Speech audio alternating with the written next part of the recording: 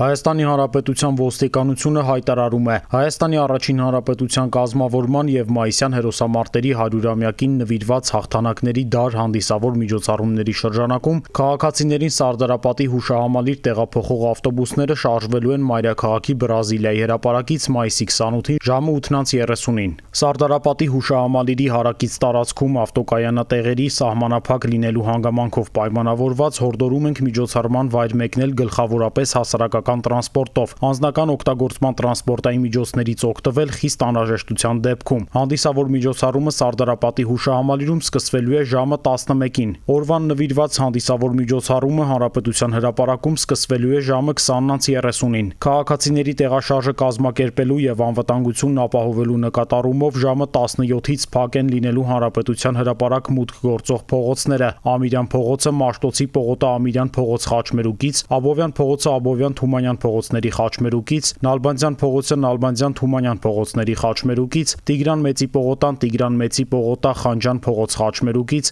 Վազգեն Սարգսյան փողոցը Վազգեն Սարգսյան Խորենացու փողոցների խաչմերուկից։ Հրավիրատոմսերով քաղաքացիների մուտքը Հանրապետության հրապարակ կազմակերպչական նկատառումներից ելնելով լինելու է միայն Վազգեն Սարգսյան փողոցից, մյուս քաղաքացիների մուտքը Հանրապետության հրապարակ մտնող բոլոր փողոցներից։ Միաժամանակ տեղեկացնում ենք, որ փորձնական նպատակով ժամանակ առ ժամանակ փակ է լինելու Հանրապետության հրապարակ մտնող Վազգեն Սարգսյան փողոցի մինչև Խորենացու փողոցն ընկած հատվածը։